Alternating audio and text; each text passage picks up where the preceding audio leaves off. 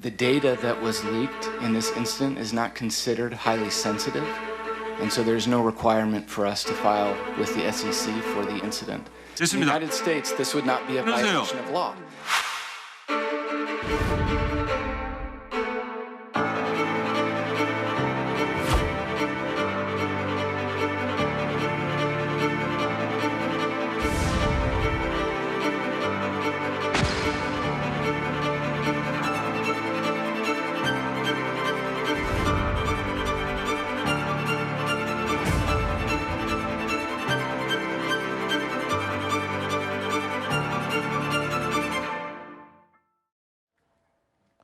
(3천만) 명이 넘는 개인정보를 유출하는 초대형 사고를 쳐놓고도 끝까지 배짱 대응을 하고 있던 쿠팡. 특히 한국말도 제대로 할 수 없는 장모님이라는 단어만 할 수 있는 사람이 대표로 와서 청문회까지 출석해서 또 공분을 사기도 했었죠. 이번 개인 유출 사고와 관련해서 미국에서는 중요한 보안 사고다라면서 공시를 했습니다. 그마저도 4영업일 내에 해야 되는 걸 뒤늦게 일주일 지나서야 했었죠. 그리고 한국에서는 공시는 했지만 미국 법상 의무는 아니야. 뭐 이런 식으로 또 거기 가서는 이렇게 저기 가서는 저렇게 이상한 대응을 계속 해왔습니다. 그런데 미국에만 유독 신경을 좀 쓰는 게 이상하다 싶었는데요. 로비도 엄청나게 미국 이 정부 부처를 상대로 하는 걸로 알려지고 있는데 대충 짐작이 갑니다. 미국에서는 이 집단 소송이 났을 때 엄청난 배상을 해야 되죠. 결국 터질 게 터진 것 같습니다. 미국에서도 쿠팡 법인과 김범석 의장을 상대로 미국 주주들이 소송에 나섰어요. 이유는 하나입니다.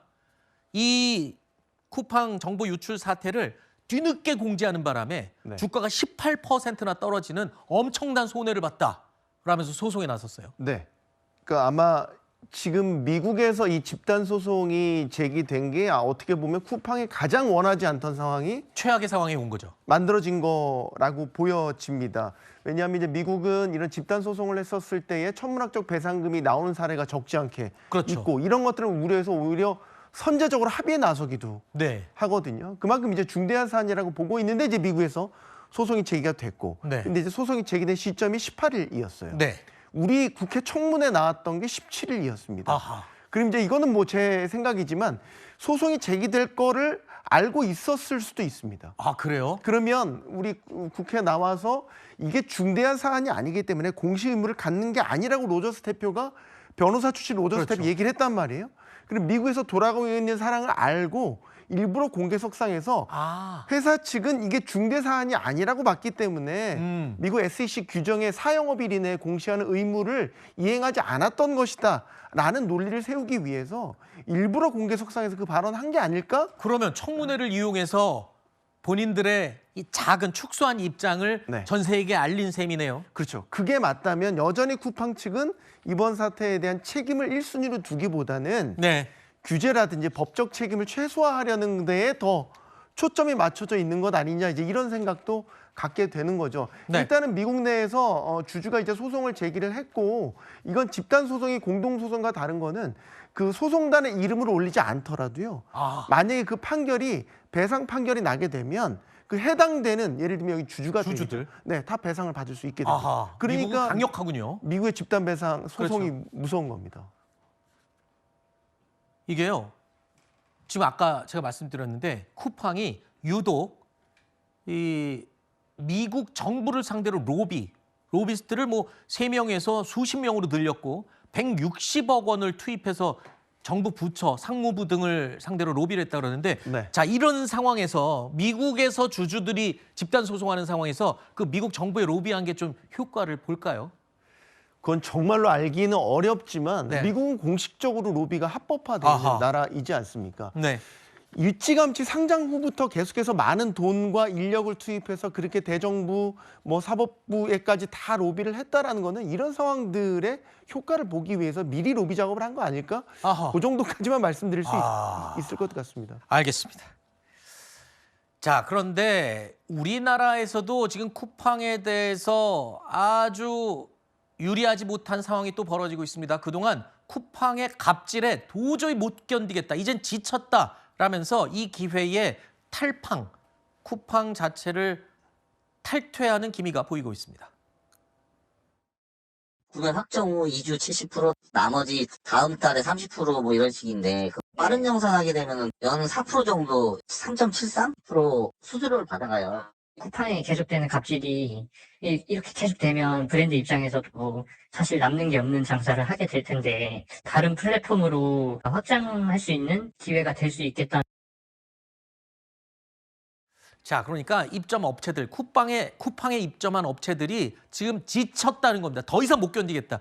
불합리한 정상 구조 때문이라고 하는데 대표적으로 뭐 어떤 예입니까? 이것도 갑질이라면서요. 네, 우리가 이제 그 소비자가 물건을 구매하시고 구매 확정을 하게 되면 네. 그 대금 정산을 플랫폼이 입점 업체들한테 해줘야 되죠. 그렇죠. 근데 그 기간이 길면 안 됩니다. 아, 그럼요. 기간이 너무 늘어지게 되면 대부분 이제 입점 업체들이 영세하신 분들도 있기 때문에 네. 현금의 흐름이 돌질 않아요. 그렇죠. 유동성 확보가 안 되죠. 네, 그래서 좀 이런 플랫폼 업체들이 일정 부분 현금도 일부를 가지고 있는 건 그런 대금 정산에 있어서 원활하게 해주기 위해서인데 쿠팡이 그런 부분에 있어서 너무 갑질을 했다라는 뭐 여러 가지 이야기들이 들리고 있습니다. 예를 들면 한꺼번에 정산해 주는 게 아니라 먼저 30%만 먼저 정산해 주고 그 다음 달에 나머지 또 정산해 준다거나 먼저 정산 받으려면 일부 수수료를 또 떼는 이런 식의 갑질들을 하는 건데 네. 쿠팡이 유독 심했다라는 겁니다. 아하. 예를 들면 네이버 같은 경우는 구매 확정 후에 일주일 정도면 다 정산을 받을 수 있는 구조인 건데 네. 쿠팡은 시장 점유율도 높고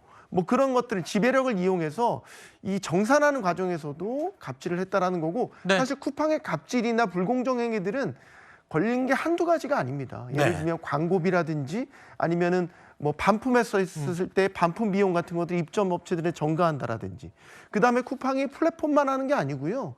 각자 자기 브랜드 상품도 만듭니다. 그렇죠. PB 상품인데 PB 상품 같은 것들을 동종 업계 물건보다 먼저 노출시킨다라든지 네. 이런 불공정 행위들을 한 거는 사실 너무 한두 건이 아니어서 이 시간에 다 말씀드리기가 힘듭니다. 알겠습니다. 아까 네이버는 일주일 만에 정산해 주는데 쿠팡은 찔끔찔끔 계속해서 이 입점 업체들을 괴롭힌다고 했는데 네이버는 우리 토종 기업이죠. 네. 쿠팡은 본인들 입으로 글로벌 기업이라고 엄청 자랑합니다. 오, 글로벌 기업이 우리 토종 기업보다 한참 못하네요.